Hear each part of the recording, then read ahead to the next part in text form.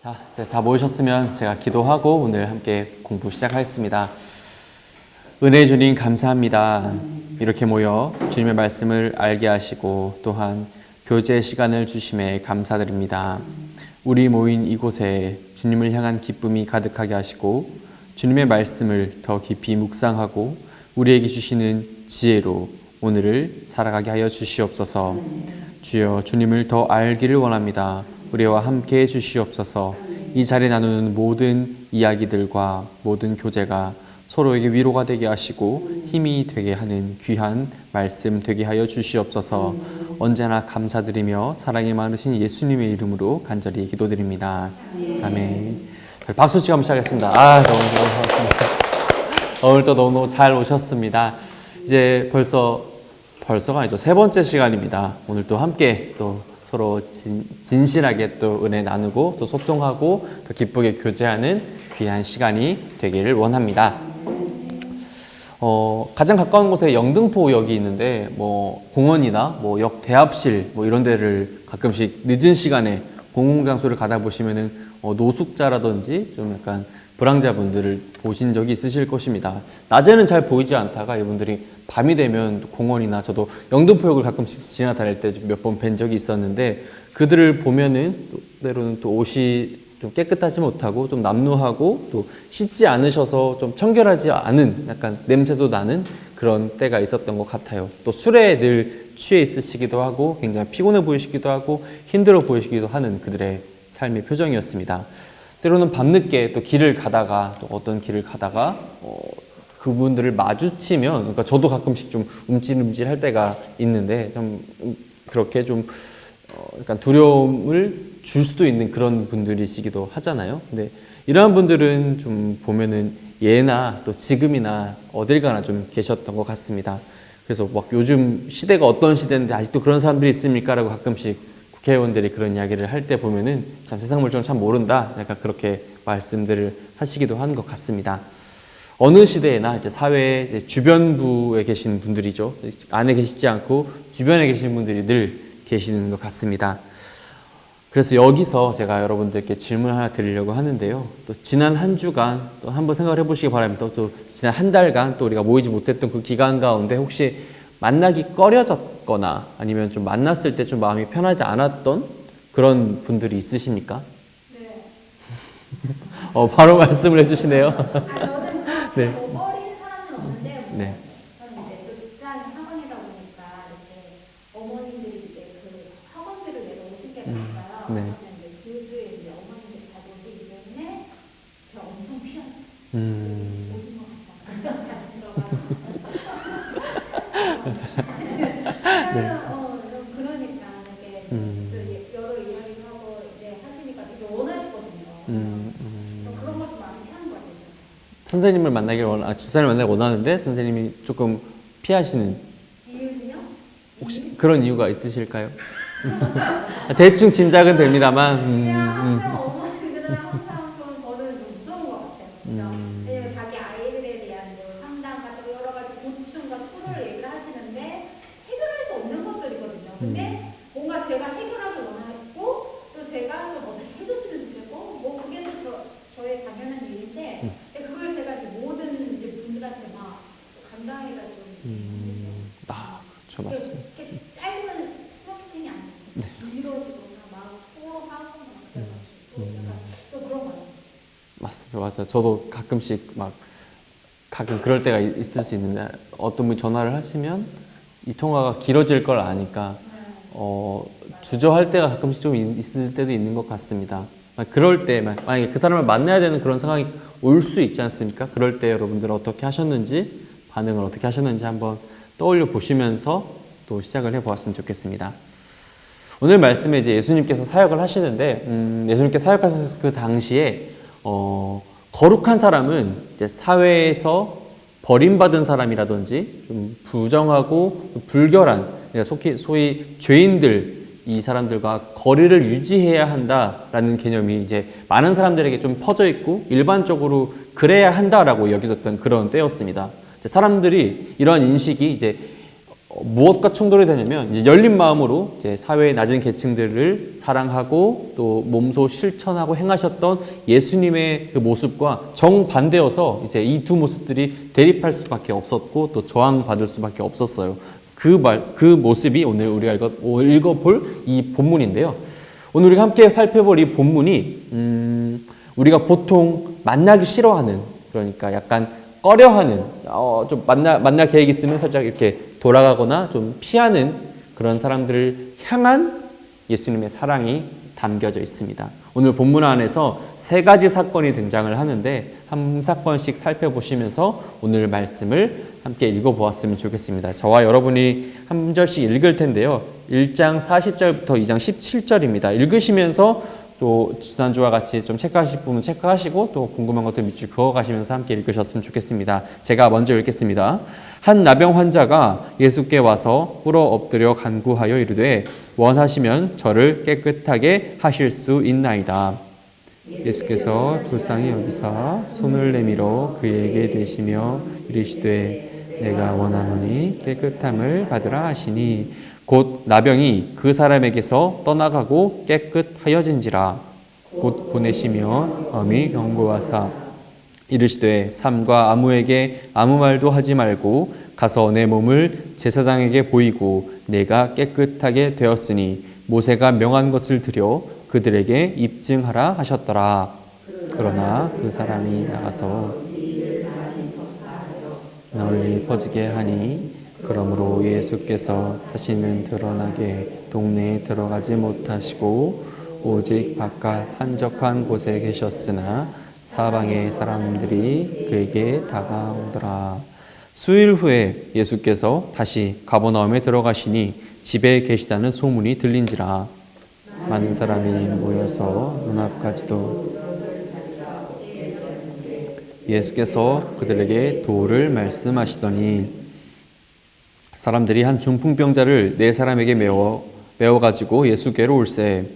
우리들 때문에 예수께 데려갈 수 없으므로 그 계신 곳에 지붕을 뜯어 구멍을 내고 중풍병자가 누운 상을 달아 내리니 예수께서 그들의 믿음을 보시고 중풍병자에게 이르시되 작은 자야 내 죄사함을 받았느니라 하시니 어떤 서기관들이 거기에 앉아서 마음에 생각하기를 이 사람이 어찌 이렇게 말하는가 신성모독이로다. 오직 하나님 한 분 외에는 누가 능히 죄를 사하겠느냐.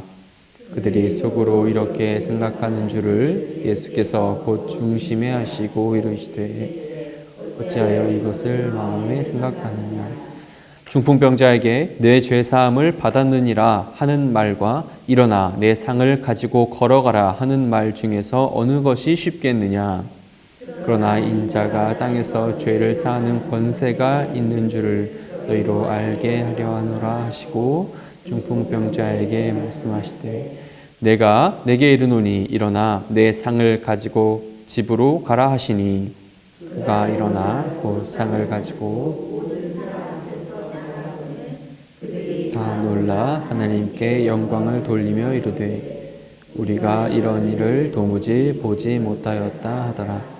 예수께서 다시 바닷가에 나가심에 큰 무리가 나왔거늘 예수께서 그들을 가르치시니라. 또 지나가다가 알페오의 아들 레위가 세간에 앉아 있는 것을 보시고 그들에게 이르시되 나를 따르라 하시니 일어나 따르니라. 그의 집에 앉아 잡수실 때에 많은 세리와 죄인들이 예수와 그의 제자들과 함께 앉았으니 이는 그러한 사람들이 많이 있어서 예수를 따름이러라. 바리새인의 서기관들이 예수께서 함께 잡수시는 것을 보시고 그의 제자들에게 이르시되 어찌하여 세리 및 죄인들과 함께 읽겠습니다. 예수께서 들으시고 그들에게 이르시되 건강한 자에게는 의사가 쓸데없고 병든 자에게는 쓸데있느니라. 나는 의인을 부르러 온 것이 아니요 죄인을 부르러 왔노라 하시니라. 아멘. 첫 번째 질문입니다. 만약 여러분이 오늘 말씀의 나병 환자의 처지라 생각을 해보십시오. 예수님께 다가가는데 어떤 어려움이 있겠습니까? 오늘 읽었던 1장 40절부터 45절의 말씀을 보시면 나병 환자가 등장을 합니다. 여러분, 나병이죠, 나병. 문둥병입니다. 이 당시에 이제 이스라엘에서는 이 병에 걸리면 부정한 사람, 그러니까 정결하지 않고 부정하고 또 더러운 사람으로 간주가 되어서 일반 공동체로부터 격리가 되었습니다. 당연히 가족과도 떨어져야 했고 문화생활도 즐길 수 없었겠죠. 그런데 예수님께 이 나병 환자가 나와서는 만일 예수님께서 원하시면 저를 깨끗하게 하실 수 있으실 것입니다 라는 이 고백을 하는 장면이 이 말씀의 주된 모습입니다. 원래대로라면 이 나병 환자는 누구에게도 나아갈 수 없습니다. 부정하게 여겨졌기 때문이죠. 외출도 안 됐겠죠, 당연히. 이 사람이 누군가 앞에 설 수 있는 것이라면 그것은 자기의 병, 이 자신의 몸을 아프게 하는 이 나병이 완전히 나아서 완전히 깨끗해진 이 몸을 제사장에게 보였을 때, 그러니까 자기 몸이 완전하게 낫지 않으면 이 나았을 때 인정을 받기 전까지는 그 누구에게도 나설 수 없었던 것이 이 사람들이었던 것입니다. 그 전까지는 정말 철저하게 격리가 되어서 친구들에게도 가족에게도 당연히 갈 수 없었던 것 아니겠습니까? 그래서 오늘 이 말씀에 나왔던 이 장면들을 한번 떠올려 보시면 이들이 이제 예수님 앞까지 나오기 위한 그 장면들을 한번 머릿속으로 그려보시길 바랍니다. 일단은 정말 몰래 나와야겠지, 몰래. 격리되었던 사람들이었습니다. 격리된 그곳에서 나가는 것조차 쉽지 않은, 정말 허락되지 않았던 그런 부정한 사람이었지 않습니까? 그랬던 그 사람들이 예수님에 대한 소문을 듣습니다. 예수라는 사람이 귀신도 쫓아내고 이제 사람들의 병을 고친다, 막 죽은 사람도 일으킨다 하더라, 이런 소문을 막 듣게 되는 것 아니겠습니까? 자기들의 마음속에도 이제 희망이 생겼을 것입니다. 가보자, 갈까, 갈래, 이러면서 마음속에 희망이 생겼겠죠. 그러면서 동시에, 그런 마음이 듦과 동시에 또 주저함도 일어났을 것입니다. 그러면서 막 혹시나 막 하는 이런 마음들이 떠올랐던 거죠. 자기를 향한 그동안에 있었던 그 부정적인 시선들, 또 자기를 향한 그 정말 지저분한 것들을 보는 것 같은 그런 그 멸시 눈빛들이 있지 않습니까? 그런 눈빛들이 떠오르면서 막 주저하게 되는 것이죠. 막 사람들이 막 더럽다, 뭐 냄새 난다, 뭐 불결하다, 얼른 저리 가라, 우리 마을에서 떠나라, 막 이렇게 했었던 이 시선들과 그 마음들, 또 생각들이 날 것이고, 그런 부정적인 경험들이 동시에 떠올랐을 것입니다. 근데 이들은 그 부정적인 것, 자기의 마음속에 있었던 그 어려움들을 이겨내고 예수님 앞에 나옵니다. 심리적인 것, 또 종교적인 것, 정말 율법적으로 부정하게 여겨져서 격리되어 있었던 것이니까 종교적으로도 격리되어 있었고, 또 사회적인 장벽을 모두 넘어서 예수님께 나아왔던 이 사람의 모습을 떠올려 보십시오. 어쩌면 이들에게는 굉장히 큰 정말 목숨을 건 모험이라 할 수 있지 않겠습니까? 오다가 걸려서, 예를 들어서 그 경비관들이나 다른 사람들에게 걸려서 되돌아갈 수 있을 것이고, 심하면 목숨을 어길 수도 있지 않아, 목숨을 빼앗길 수도 있는 그런 상황이지 않습니까? 예수님께서 자신의 병을 고쳐주실 것이니 확신 하나만 가지고 왔는데, 그러면서 동시에 아까 말했던 그 두려움, 부담감이 동시에 있어서, 만약에 예수님이 안 고쳐주시면 어떡하지? 나한테 불결하다고, 나한테 더럽다고 얼른 가라고 말씀하시면 어떡하지? 이러면서 이 동시에 이런 마음들을 가지고 예수님 앞에 나왔죠. 법률을 어기면서까지 목숨을 걸고 이렇게 나왔습니다. 만약에 여러분들이 이제 말씀에 나왔던 나병 환자의 처지였다라고 한번 생각을 해보시길 바랍니다. 이미 우리는 나병 환자니까 부정하다 취급받고 또 사회에서 격리되고 가장 낮은, 정말 그 전까지 어떤 부경을 누렸었더라도 가장 낮은 그런 처지가 되어버렸을 것입니다. 갇혀있는 곳에 나가기 위해선 이 시선들, 부정적이고 마치 정말 더러운 것들을 보는 것 같은 그런 눈빛을 이겨내고 나아가야 하는 것이죠. 이런 용기를 가지고 예수님 앞에 서야 한다는 말입니다. 두려움이 생기지 않겠습니까? 당연히. 마음속에 두려움이 분명 앞설 것 같습니다.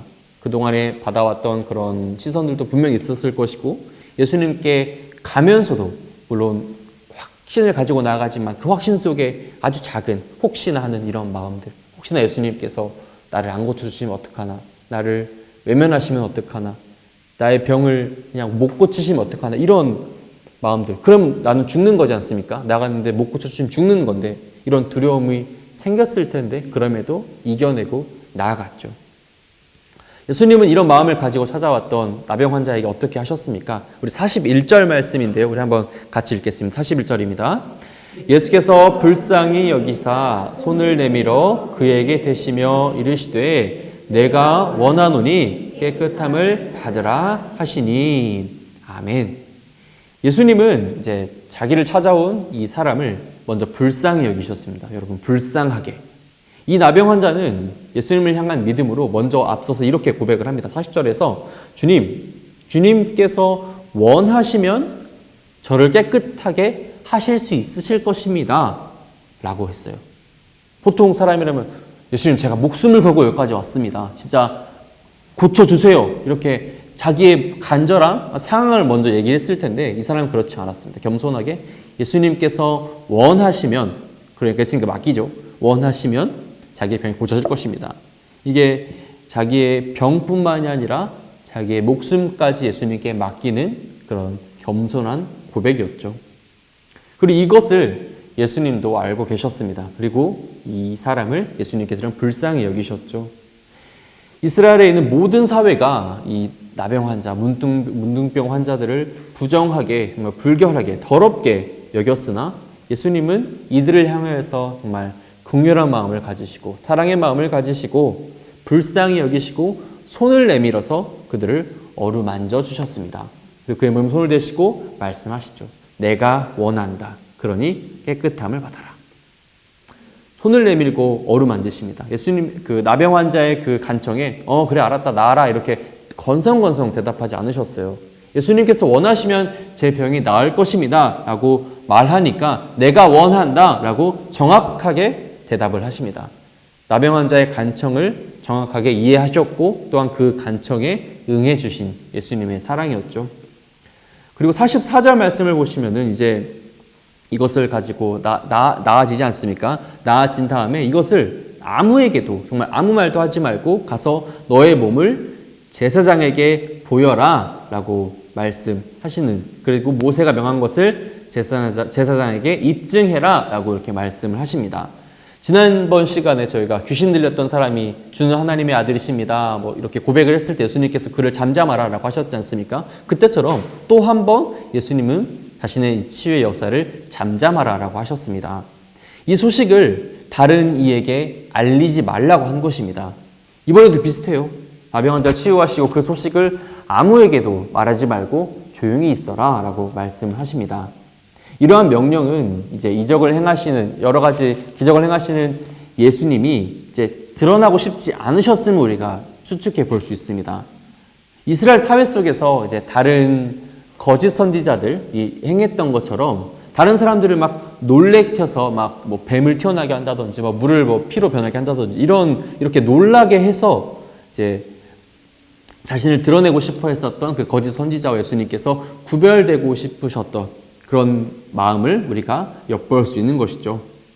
또한 예수님은 이제 계속해서 사람들에게 치유하고 또 귀신을 쫓아내고 여러 가지 이적들을 행하니까 이제 인기가 생기기 시작하지 않습니까? 사람들이 이제 예수라는 사람이 있다더라, 뭐 용하다더라 이런 소문이 드니까 이런 인기에 의한 신앙이 뿌리를 내리지 못할 걸 알고 계셨습니다. 그래서 자신의 이런 사실이지만 이것을 사람들에게 알리지 말라 한 것은 인기로 인한, 그래서 인기에 기초한 신앙을 걱정하셨던 것입니다. 이렇게 생긴 신앙은 아무래도 금방 사라지기 때문이죠.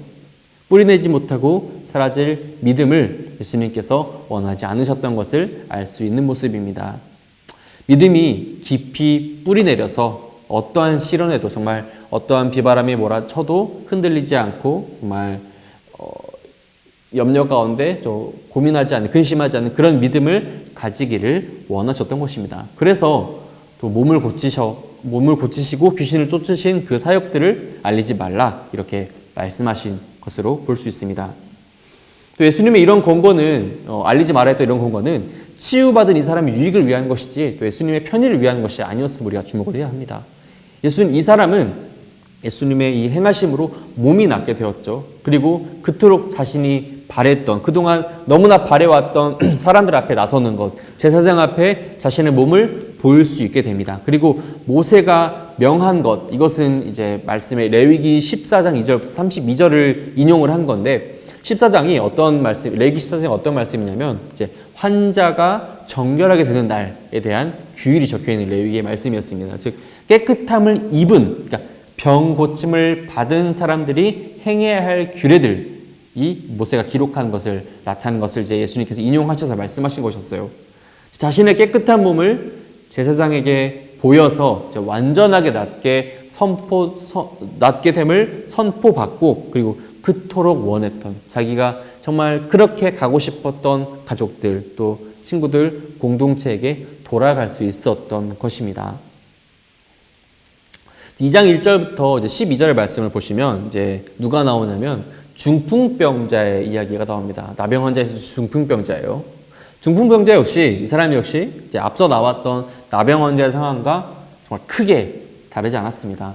1절부터 4절의 말씀을 한번 잘 살펴보시면 굉장히 수동적으로 이제 예수님 앞에 나왔지 않습니까? 이 사람이 스스로 온 것이 아니었습니다. 걸을 수도 없었기 때문에. 그래서 어떻게 옵니까? 내 친구들에게 들려서, 심지어 바로 앞에 못 오니까 지붕을 뚫어서 이제 그 앞에 나오는 그런 것을 우리가 여러 번 들어서 알고 있지 않습니까? 앞서서 아무에게도 말하지 말라고 했었던 나병 환자가 이제 사실 예수님과 약속을 어긴 거죠. 나병 환자, 이 말을 어떻게 안 하겠습니까? 사람들 앞에 나 고침을 받았는데, 이 고침을 받고 자신이 겪어왔던 이 경험을, 예수님의 경험을 이제 가족들, 친구들, 사방팔방에다가 전파를 한 거예요. 그랬더니 이제 예수님에 대한 소문이 가버나움에 더 크게 퍼졌고, 더 많은 사람들이 예수님을 찾아온 것입니다. 예수님 하지 말라 했더니 오히려 더 예수님의 이름이 커진 그런 것들을 볼 수 있죠. 그날도 그렇게 예수님께서 계신 곳에 정말 많은 사람들이 몰려왔습니다. 그래서 중풍병자를 그러니까 이 친구를 살리기 위해서 4명의 친구들이 예수님 앞에 나오려 했으나, 말씀을 보시면 알 수 있듯이 무리가 너무나 많아서 들어갈 수 없었다라고 되어 있었죠. 그래서 지붕을 뚫고 이제 나가지 않습니까? 그곳에 있었던 수많은 군중들은 이제 중풍병자가 고침을 받기 위해서 극복해야 할 장애물 가운데 하나였습니다. 그리고 이제 우리들은 또 하나의 장애물을 확인할 수 있는데, 그게 뭐냐면 6절 말씀에 보시면 나오는 서기관입니다. 서기관이 이제 그 모습들을 보면서 이제 중풍병자가 이제 지붕 투고 내려와서 예수님의 말을 끊고 예수님께서 하시는 일련의 사건들을 보고 나서 이제 스스로 혼잣말을 합니다.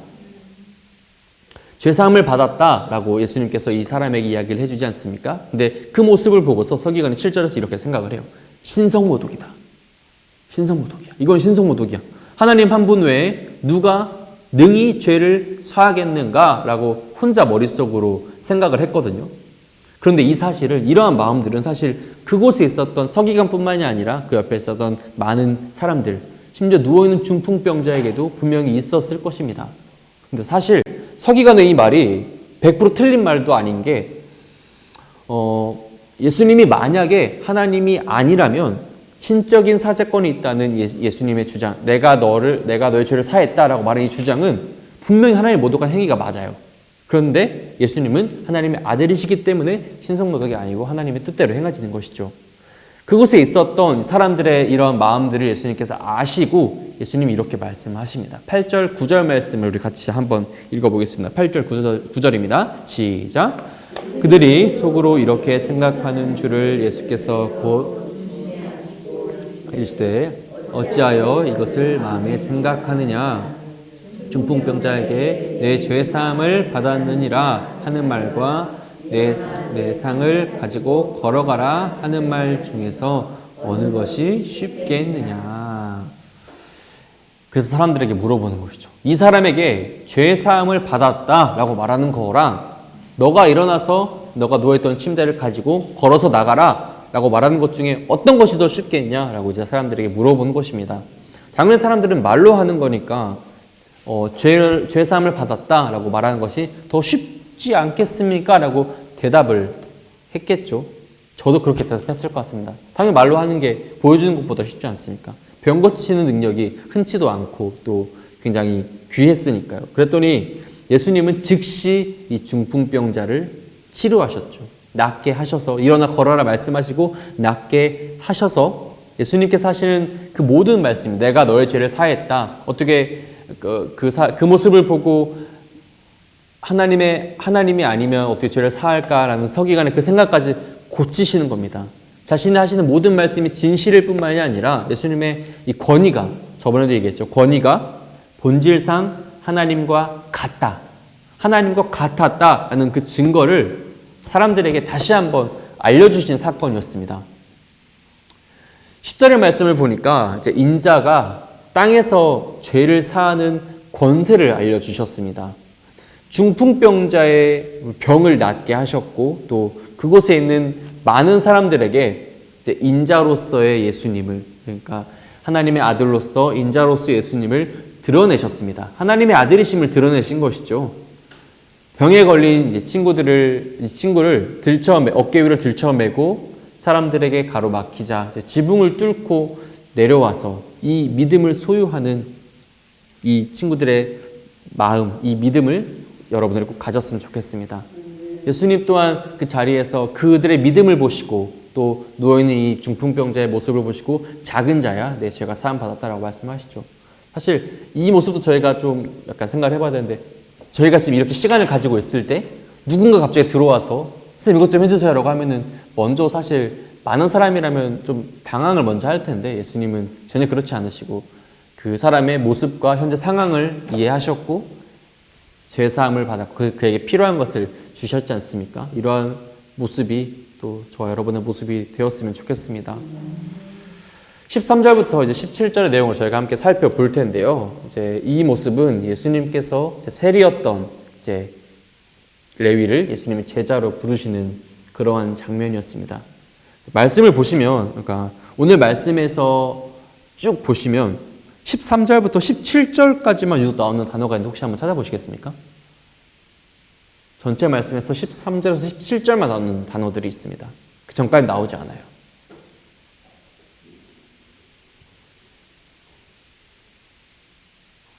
힌트를 하나 더 드리면 4번 나옵니다. 13절부터 17절까지.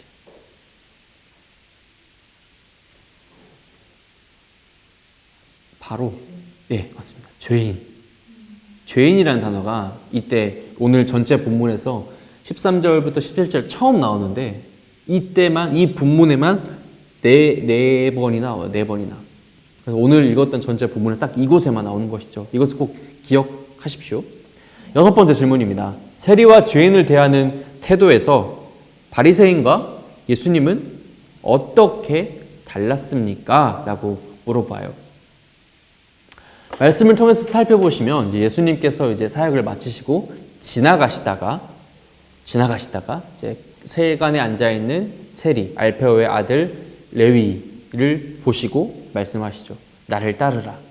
베드로와 야곱을 안드레를 불렀던 것처럼 나를 따르라 하십니다. 그리고 레위의 집에 들어가서 함께 식사를 하시고 그곳에 앉아 있었던 죄인들과도 함께 식사하시며 함께 묵으셨습니다. 그 모습을 이제 서기관과 바리새인들이 보고 또 자기들끼리 또 수근수근 이야기를 합니다. 도대체 저 사람은 왜 세리와 죄인과 함께 있느냐, 함께 먹느냐, 왜 함께 하느냐 이러면서 자기들끼리 막 비난을 합니다. 여기서 중요한 사실은 바리새인과 서기관들은 자신들의 엄격한 그 기준과 맞지 않으면 조금이라도 어긋나면 다 죄인으로 분류했다는 사실입니다. 자기가 맞았고 자기 말이 무조건 맞는 그런 원칙주의적 사람이었습니다. 율법주의적 사람이었습니다. 물론 우리가 말씀 들어서 알고 있지만 세리가 사람들에게 선망을 받는 그런 직업은 아니었습니다.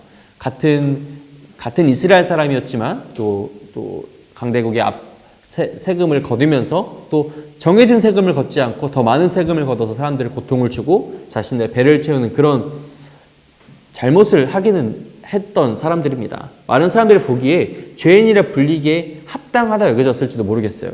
그런데 예수님께서 세리였던 레위와 또 죄인들을 만나시는데 아무 거리낌이 없이 만나시고 또 교제하면서 이렇게 식사하시고 이야기를 나누셨습니다. 먼저 다가가셔서 지나가시다 부르셨지 않습니까? 그들을 부르시고 또한 죄인들과 함께 하셨습니다.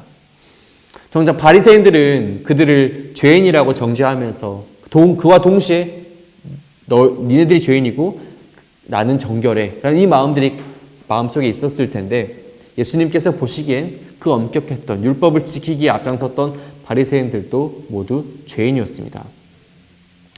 예수님은 이제 바리새인들과 이제 세리들이 이제 함께 바리새인들이 세리와 함께 있었던 예수님께 막 수근수근 되자 이제 왜 함께 하느냐는 질문에 이렇게 답을 하시죠. 제가 17절 말씀을 읽어 드리겠습니다. 예수께서 들으시고 그들에게 이르시되 건강한 자에게는 의사가 쓸데없고 병든 자에게라야 쓸데있느니라. 나는 의인을 부르러 온 것이 아니요 죄인을 부르러 왔노라 하시니라. 아멘. 병든 자들에게 의사로서 그들에게 다가가셨다. 그들을 고치시기 위해서 오셨다라고 말씀을 하신 것입니다. 오늘 여러분 우리가 읽었던 전체 말씀에서 세 가지 사건이 등장을 하지 않습니까? 첫 번째는 나병 환자, 두 번째는 중풍병자, 그리고 세 번째는 세리와 죄인들이 등장을 합니다. 여러분 이 말씀에서 저희가 방금 읽었던 그 17절 말씀과 공통적으로 여겨지는 그런 부분들이 머릿속에 지나가시지 않습니까? 나병 환자, 중풍병자에게는 당연히 의사가 필요할 것입니다. 그런데 예수님은 세리와 죄인들과도 함께 하시면서 나는 의사로서 병든 자들과 함께 한다라고 말씀을 하십니다. 사회적으로 정말 차별받고 많은 사람들에게 천대받고 또 함께 할 수 없었으며 정말 슬픔 가운데 있었던 이 사람들에게 예수님은 그들과 함께 하시고 그들을 부르십니다. 또 함께 할 수 없었던 이들과 함께하고 슬퍼서 눈물 흘린 이들의 눈물을 닦아주고 또 소외된 자들의 친구가 되어주셨습니다. 우리 8번 질문을 우리 같이 함께 읽겠습니다. 예수님은 이 땅에서 하나님 나라를 선포하시며 사람들에게 자신을 따르라고 말씀하셨습니다. 예수님의 부르심에 순종하려면 바리새인과 서기관들에게는 어떤 변화가 필요할까요? 이제 이 말씀은 2장 21절, 22절을 참고하면 되는데요. 제가 21절, 22절 말씀을 읽어드리겠습니다. 잘 들어보시길 바랍니다. 생배 조각을 낡은 옷에 붙이는 자가 없나니 만일 그렇게 하면 기운 새 것이 낡은 그것을 당기어 헤어짐이 더하게 되느니라. 새 포도주를 낡은 가죽 부대에 넣는 자가 없나니 만일 그렇게 하면 새 포도주가 부대를 터뜨려 포도주와 부대를 버리게 되리라. 오직 새 포도주는 새 부대에 넣느니라 하시니라. 아멘. 예수님의 부르심에 순종하려면 바리새인과 서기관들에게는 어떤 변화가 필요할까요? 라는 질문이었습니다. 바리새인과 서기관들은 아까도 말씀드렸듯이 굉장히 엄격하게 어려서부터 철저한 교육을 받아왔습니다. 율법이 600개가 넘는 그 율법을 정말 다 지키기 위해서 정말 열심을 다해서 살았던 사람들입니다. 종교적으로 굉장히 열성적이었던 정말 진지했던 인물들이었어요. 그렇기 때문에 율법을 어긋난 수많은 사람들을 정죄하면서 그들을 죄인 취급했죠.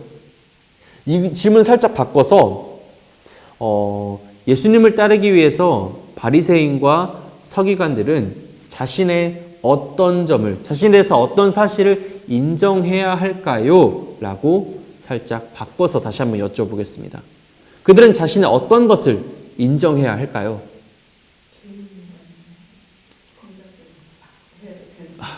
감사합니다. 정말 감사합니다. 그래서 자신들이 이제 율법을 언제나 우선으로 여겨서 하나님의 말씀을 그 하나님의 말씀을 서로 사랑하고 이웃도 내 몸과 같이 사랑하라는 그 말씀을 외면하고 있지는 않았는지 정말 마치 자기 자신만 하나님의 말씀을 안다는 너희들만 죄인이고 내가 죄인이 아니라는 그 나는 정결하다는 그 마음을 돌아보아야 하고 자신의 철칙에 어긋나는 모든 사람들을 죄인으로 여겼던 그 모습들을 돌아보아야 할 것입니다. 오늘 우리가 읽었던 이 말씀들 마가복음 1장 40절부터 2장 17절의 이 말씀들은 소위 불편한 사람들이죠. 함께하면 마음을 어렵게 하고 조금 마음속에서 막 기쁨보다는 살짝 염려와 근심이 먼저 생겨나게 하는 그런 사람들에 관한 이야기를 다루고 있었습니다. 그런데 이들에게 먼저 다가가서 하나님의 나라를 우리가 전해야 한다면 여러분들은 어떻게 하시겠습니까? 우리가 잊지 말아야 하는 사실은 오늘 말씀에 나왔던 나병 환자, 또 중풍병자, 또 세리와 죄인들이 오늘을 살아가는 지금 우리의 모습과 전혀 다를 것이 없다라는 말이죠. 우리가 모두 죄인이기 때문에. 죄인이었지 않습니까? 지금도 죄인이고. 바리새인과 서기관들처럼 그런 마음들, 너희들만 죄인이고 난 죄인이 아니야 라는 이 마음이 우리의 마음에도 있습니다. 잘 감춰 놓은 곳이지 마음속에 이런 마음들이 숨어져 있습니다. 이것을 인정하지 않아요. 나는 아니에요. 저도 죄인임을 고백을 합니다라고 말하지만 때때로 어느 순간에 툭툭 튀어나오죠. 너가 죄인이야. 너가 잘못했어. 이런 마음들이죠. 그래서 우리가 매번 고백을 하지 않습니까? 우리의 죄를 사하여 주십시오라고 하나님께 기도하고 고백하지 않습니까? 그래서 이제 이 시간을 마치면서 이번 한 주가 또 이제 돌아오는 또 우리에게 한 주가 있을 텐데 돌아오는 한 주는 우리가 먼저 다가가는 우리가 되었으면 좋겠습니다. 내가 마음속에 어려워했던 사람들이 분명히 있고 또 자리에서 또 만나기 힘든 사람들이 있을 수 있는데 그분들에게 먼저 다가가는 여러분들이 다 되었으면 좋겠습니다. 누구는 막 이래서 안 되고 막 누구는 저래서 안 되는 그런 조건들을 붙이지 말고 정말 이 모습 이런 그런 모습들이 아니라 예수님의 모습대로 우리가 예수 그리스도를 따라가는 정말 그리스도인으로서 먼저 다가가서 사랑을 전하고 또 하나님의 나라를 위해서 앞장서는 저와 여러분들이 다 되셨으면 좋겠습니다.